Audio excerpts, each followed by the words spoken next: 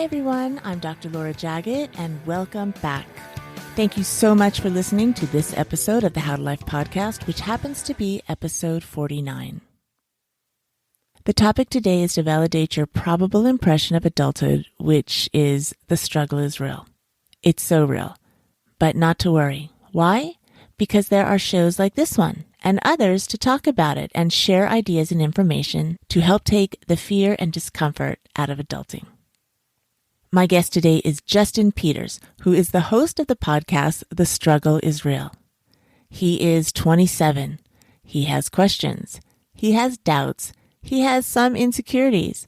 But rather than let that slow him down, he created this great show for his peers to discuss and learn about how to handle these real-world situations that aren't taught in school. He and I had a great conversation about this from our different perspectives, as I am a bit further along than he on the journey. By the way, even though you have lived some years, there are always new situations to face and overcome. As long as you're living, you are learning and growing and evolving, hopefully. Justin is thoughtful and inquisitive, and that curiosity is lighting the path for his generation and others to become empowered and informed. I am really happy to introduce you to Justin and his show. You're really going to like it. Hi, Justin. I am really happy to have you on this show today. Thanks so much for joining in. Hey, Dr. Laura, thanks for inviting me on. I'm super excited to get into this conversation with you because we pursue such similar premise in our shows. So I'm really excited to share with your audience a little bit. This is a unique show that I haven't done before. Usually it's instructional, but I want to speak with you because you are in the hub of it right now, the hub of adulting. So before we start, could you please introduce yourself and tell us a little bit about you? Yeah. So my name is Justin Peters. I am the host of the podcast, The Struggle is Real. That podcast is focused on having conversations around topics that young adults are going to face throughout their 20s that wasn't addressed in the classroom. So everything from personal finance, health and wellness, your career, relationships, those are all categories that I like to pursue.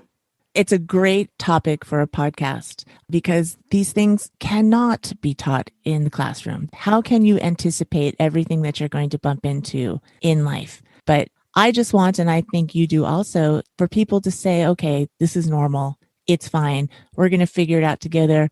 And here is a bunch of information that maybe we can get our questions answered. Yeah, and they're all meaty conversations. So my show is just trying to fill the gap between being a teenager and being a successful young adult. And then that continues on into being a successful spouse, a successful parent, a successful business owner, and on and on and on as you go through the ages. So don't worry, guys. It doesn't end. You never reach the finish line. You just start journeying through with as much grace and fun as you possibly can have. I'm really excited that we got a chance to get introduced because we have a similar thesis with our shows that we are approaching, but we're approaching them from such unique, different directions. Like I am in the midst of what we are both talking about on the show, being 27 myself, and you come from some experience, like you've lived through the war itself. So it's so fun that we both want to address this, yet we just come at it from different angles. I like that you use the word war. Let's use struggle and the title of your podcast, The Struggle is Real. I mean, that could not be more accurate. Tell me why you decided to choose that title. Yeah. So the original title was The Sandbox, partially from the IT situation of like having a sandbox or software, a place to play around in and experiment with, because that's exactly what this project was for me. It was just a place to experiment, and I wanted people to join along in that journey. And as my audience got more defined and I realized who I wanted to speak to and what I wanted to speak about, I realized young adults and in particular, the struggles that we go through in our 20s is what I was really, really interested in. So each one of my episodes, I think about my little brother when I have these conversations and all the things that he asked me. And like, I'm like, oh my gosh, either I'm going through that currently and or I just went through that a few years ago. And it morphed into the millennial phrase, the struggle is real. I just thought it fit. It was funny. It was catchy. It was to the point. When did you realize that, oh my gosh, I'm completely unprepared for adulthood? Because we've all had that experience. When did it happen for you? When did you start realizing it? You know, this is such a funny question because looking back, I thought I was ready for adulthood. I think like we all do.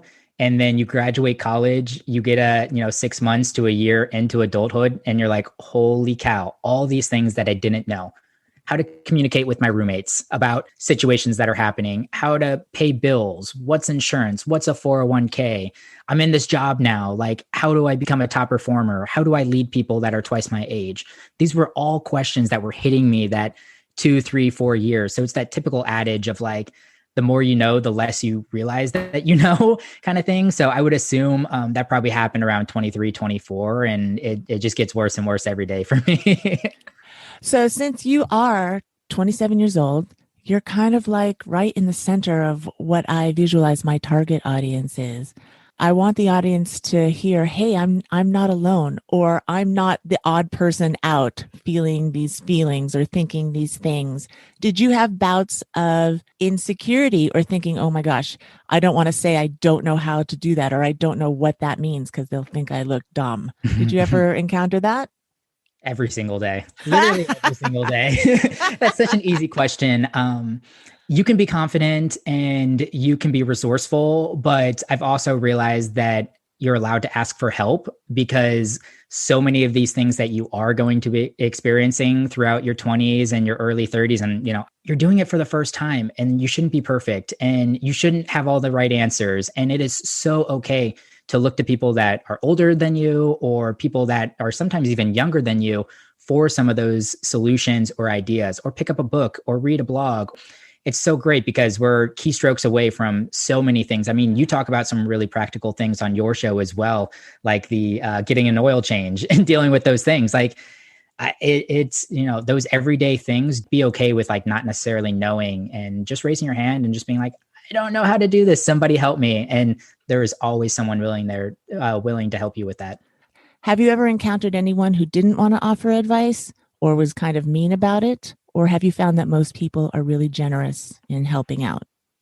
I'm sure I've asked questions and somebody's been brash about the response, but I've found through my experience that almost everybody is willing to offer the help and advice if they can, and going above and beyond, not even just give the advice there at the moment, but they'll follow up with you. They'll offer to set up another coffee meeting or do whatever. Like, there's so many great people out there in the world.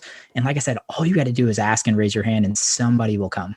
It's true. And now there may be people who'll say, "Oh, well, I'm just going to figure it out on my own." I think ego gets in the way a little bit. And maybe there is a real fear of looking less than, like they're going to fire me if they realize I don't know what I'm talking about. But that's on you guys. That's you, because people really do want to help you. If somebody hires you, they're investing in you and they want to make sure that you get through the learning curve as quickly as possible. And as long as they see that you're earnest, you want to know the information, you want to learn, and you learn quickly, they're going to give it to you as much as they can, as fast as they can. Funny you mentioned that. I do a lot of hiring. I used to run an internship program for 5 years in my previous employer, and now I do some recruiting work as well. And I think one of the most admirable qualities and the people that I hire and the people that end up being really successful in their career paths is humbleness, and the fact that people do speak up and often say, I don't know and I want to learn. Can you help me? That is just, I think, so attractive in a candidate versus the other side, because we know that the young people don't know everything. So whenever I don't often hear questions asked, whenever they first start off, I start to get a little worried. I've always found it easy to raise my hand and ask questions because I've been on the opposite side and I've realized how attractive that is to an employer. On your podcast, you have a lot of really good topics. What is it that makes you want to put out a podcast on a particular topic? Is it something you want to know about yourself? Yeah, I pretty much always follow my curiosity. And a lot of my brainstorming sessions come from conversations with my little brother. He'll ask questions and like I'll just have a light bulb moment like, oh my gosh, that'd be such a great topic to explore on the podcast. Like that is totally something I didn't know 2 or 3 years ago. And or whenever I'm just living life as a 27-year-old as well, and I approach something, I'm like, man, I really don't know anything about this topic. I'll research it and, I might come to a conclusion, but I'm like, man, I should have more conversations about this certain thing and see if that's true or not. So yeah, I typically follow my curiosity. It's relationships. It's like, man, I really struggled to communicate about moving in with my significant other. Maybe I should find someone that's has some expertise in that or has gone through that I can talk to about. Or I'm starting to see some residual effects of drinking beer and eating pizza. Like, how do I make a healthy eating plan and start working out accordingly? And I'm assuming some other people are feeling that exact same way. And in the career path, it's leading people that are older than me. That was a struggle early on, and I had to figure that out. So I was like, you know what, I'm going to go find somebody that has been in that situation or has written a book about that and see if they're interested in coming on and providing that information to my audience. What would you encourage people in your age group? What's the first thing they need to do in order to get over a hump or a stumbling block? I think pursuing professional development or self-improvement, whatever medium that best serves you, is a really great place to start. Feeling like you're better than you were the day before, I think, is a great accomplishment and something you can really build on. So if that looks like picking up books on topics that interest you, or listening to great podcasts like this, or having conversations with people you typically wouldn't have conversations with, I think those are all great things. Being really intentional about your professional development and self-improvement is a great idea for any young adult out there. You had mentioned, I spoke with you earlier about Clubhouse. Talk about that. Yeah, Clubhouse has been a great platform for me. I've really enjoyed it because I've connected with so many interesting people. You and I didn't connect on Clubhouse, but I connected with a mutual connection of ours on Clubhouse, which is how I got introduced to you, because I was telling her about my podcast and she's like, oh my gosh, you have to meet Dr. Laura because you guys are pursuing the exact same goal.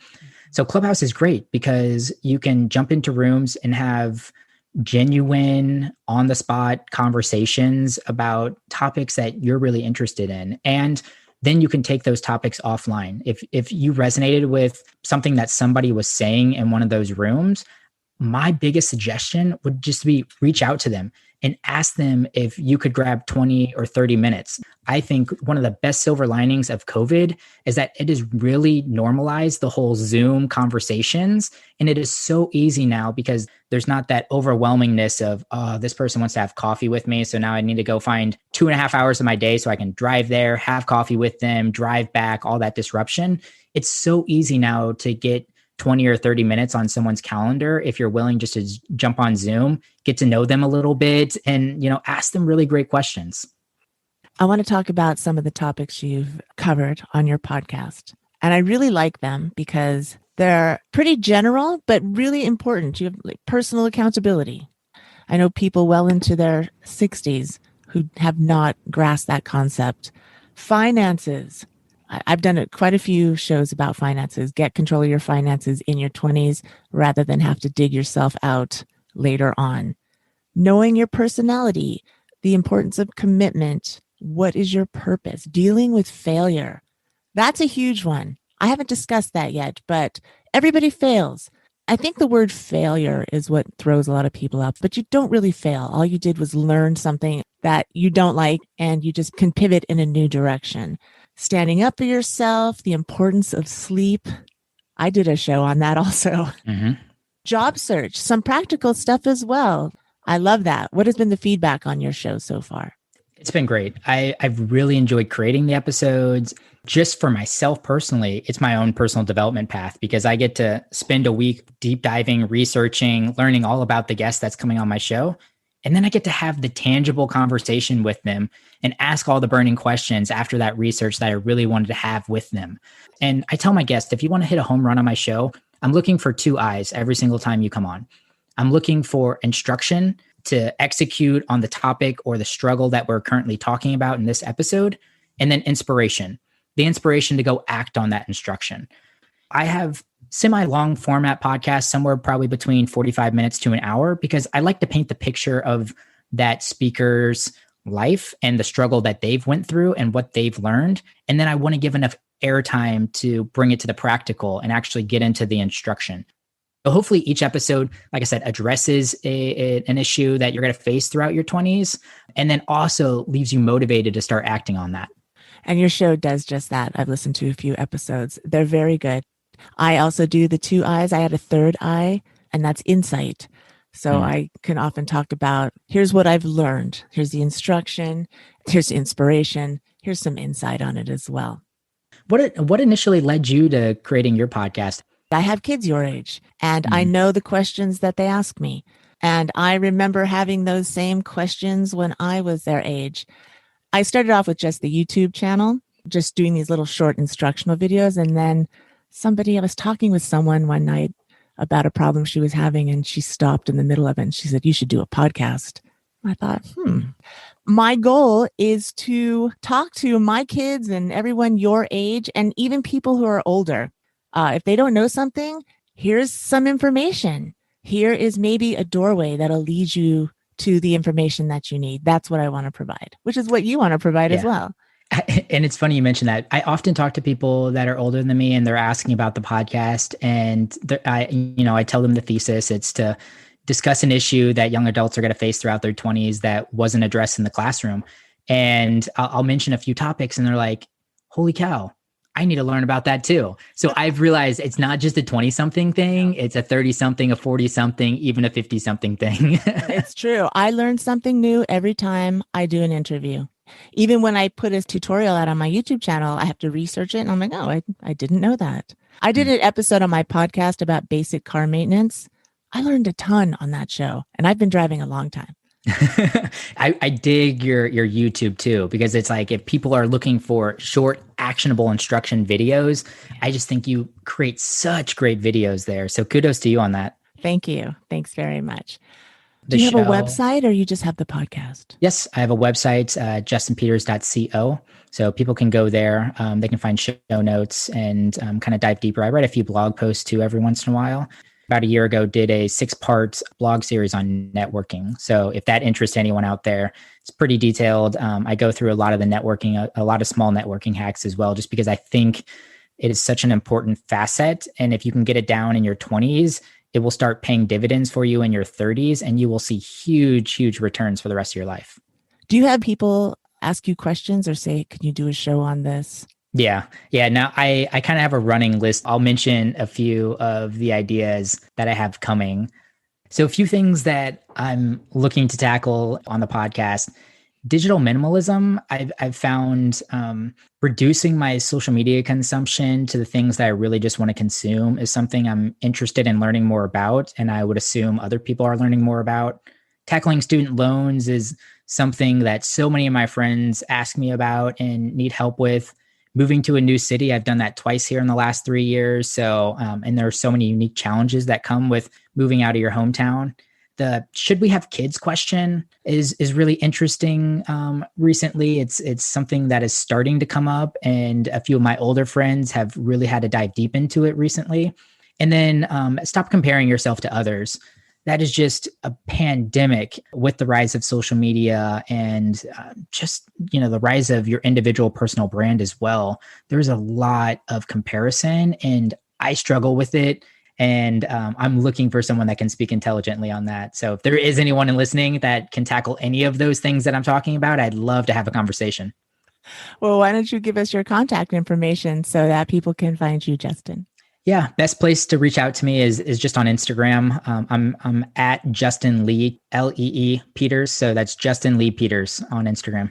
And they can direct message you there. Yep. Direct message me there, and it's open. So feel free to direct message me. Or if you go onto my website, justinpeters.co, you can find some more contact information there as well. And your podcast? My podcast is called The Struggle is Real. You can pretty much find it anywhere you're going to find podcasts. So all the major players, just type in The Struggle is Real with Justin Peters, and you'll find my latest episode. Justin, thanks so much for talking with me today. And I'm so happy that I was able to have, what is your group called? You're not the millennials. Millennial, yeah. Are you a millennial, or are you guys too young? I'm a little bit I'm a cusper, but yeah, I'm still considered a millennial. I think like 3 years younger than I am is whenever you start getting into like the Gen Z. The Gen Z millennials. The struggle is real. It's not really a struggle. It's just the journey. The journey is real and the journey continues into your 30s, 40s, and 50s in different ways.